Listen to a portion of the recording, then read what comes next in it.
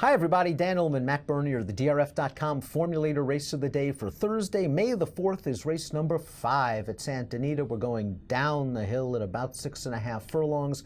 This is a Cal-bred race for 3-year-olds, and let's take a look at this field of 8. Remember, head on over to the Race of the Day event page on DRF.com, download those free Formulator past performances, and handicap along with us as we take you in post-position order. And the number 1 classic ruler, Matt, like several in here, tries turf for the first time. And that kind of makes this entire race interesting. You have a lot of horses trying turf for the first time. You also have a lot of them that like to be forwardly placed. I don't know who the true speed of the speed in the race is going to turn out to be, but going down the hill, you've got that crossover on the dirt there. A lot of things can happen for horses first time down the hill. We're pre-scratches, changes, morning line odds, but you're right. I think the 1 classic ruler is going to be part of a multi-horse pace dispute. Classic ruler's got a little bit of turf pedigree. A sire Tribal Rule does good work, 17% with first-time turf performers. The dam was 0 for 2 on the turf, but she finished 3rd in both of those races. And with this apprentice on, I think the classic ruler is going to be very aggressively ridden, and she's in pretty good form. He's won his last 2 sprints. And the other thing, too, for Holland, ever since they dipped in and took this one, don't hold the first start for Hollendorfer against him. That was 2 turns on a wet track, draw a line through it. You're basically 1 for 1 in a gate to wire score. I think I agree. You're going to see speed from this one. You should know him early. We'll find out about late. The number 2 Popular Kid would really benefit from a fast and contested pace up front. While this horse is only 1 for 16 lifetime, I think you could make a case that a big improvement's coming. Yeah, and this is not meant to be, slamming any of the former connections, but you just look at the changes that we're seeing from the most recent start to this start. You're going to have Keith DeSormo first time off of the claim from Charlie Stutz. Stutz lifetime at Santa Anita on the turf, 1 for 79, down the hill, 0 for 31, and only one of them hit the board. DeSormo's numbers past 5 years, first after claim 31 to 60 days, 7 for 25 with almost a $4 ROI. Talamo from Linares. There's a lot of things here that you're going to be upgraded with. I wouldn't argue with anyone that said he's just a proven loser at this point, but I think you're going to get a much better effort than what we've seen. Yeah, these are some very shrewd connections, and they saw that this horse is 1 for 15 going into the last race. They took him anyway, and he's going to get a good pace set up in here. Expect improvement, 10 to 1 on the morning line on the 2 Popular Kid. The 3 is Will Tell. Will Tell's another one trying turf for the first time. Will Tell's trainer, Vladimir Serin, does a lot of good work, a lot of good formulator facts. This one not so much. Let's take a look at the past 5 years, dirt to turf, 2%, 18-cent ROI. Positive that Bejarano sees fit to take the mount here. I also think if you're just looking from a class standpoint, I'm a big fan of Mr. Hinks. I think he's a nice horse. You could certainly say that this is a class drop for this horse. That's a tough formulator factor to get around. A lot of turf on the bottom of this pedigree. The dam is full, 2 turf winners from 3 to try the surface. Creative Cause, a very young sire, only 3 for 28 with first-time turf runners, but he's a son of Giants Causeway, who was a phenomenal turf runner in Europe. The number 4 is Chief Hosa, who figures to be up close to the pace, if not outright on the lead. And last time out over the Tapeta surface at Golden Gate Fields, he got his goose cooked in an outright cutthroat speed duel. The 2 speeds ended up next to last and last. Chief Hosa was last. The one thing you can say positive, though, about this horse, if you're looking at an 8-horse field with a group that doesn't have a ton of turf experience, this one's actually got a victory on the turf in the past, going 5/8 of a mile up at Golden Gate. Boy, if we talked about the pace scenario where you think the 1 is going to go, he got cooked last time.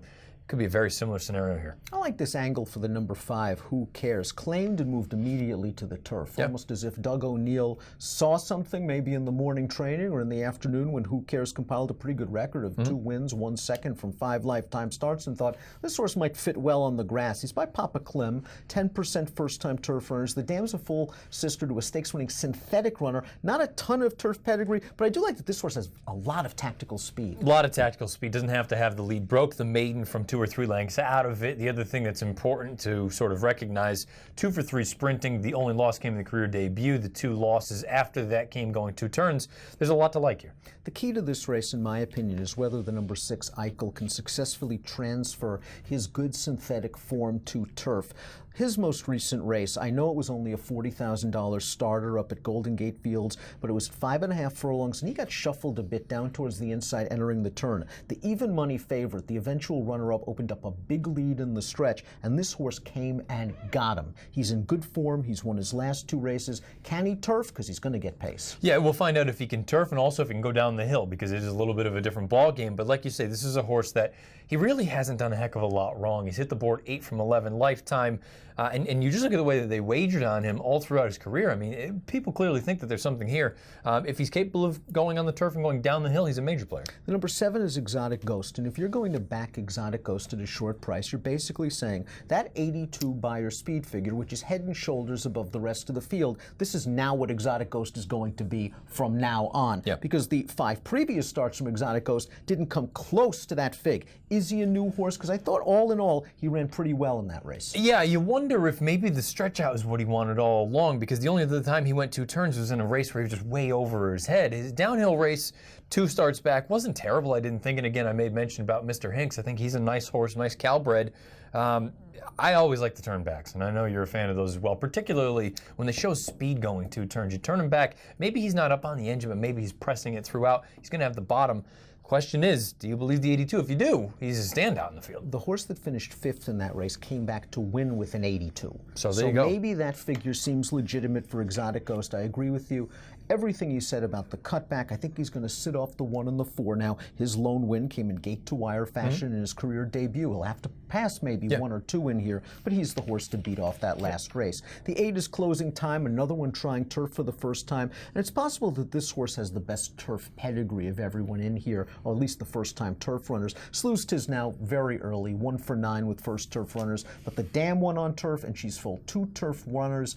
Both of them have won. If you like this horse, at least you can go back to the start 3 back where, okay, going 2 turns, I understand it's going to be a little bit of a different ball game. It came from off the pace. If you think there is going to be pace in here, should be able to take advantage. I wonder if Mullins and company have finally gotten to the point, though, where they looked at it and said he can't run on dirt. Let's find out if we have anything on turf. This horse made his seasonal debut off the bench in a very tough spot against some good older sprinters. I mean, Jimmy Bouncer's okay. And Closing Time passed a couple of tired horses in the stretch, and I wonder if Jeff Mullins wanted to use that race as sort of a prep to get to turf, to get to down the hill, and he's going to get some pace. He's a really interesting horse in this race if he goes off at somewhere around the 6-8 to 1 range. That's the number 8, Closing Time. Let's take a look at our top selections for our Thursday Formulator Race of the Day. Matt, listen, Keith DeZormo, good off the claim, good with these turf sprinters. You really can't resist a horse like Popular Kid. How often do you get a scenario where you just have so many changes for a horse that looks so bad on paper, but now you're getting a 180 as far as the sort of connections are going to go out for?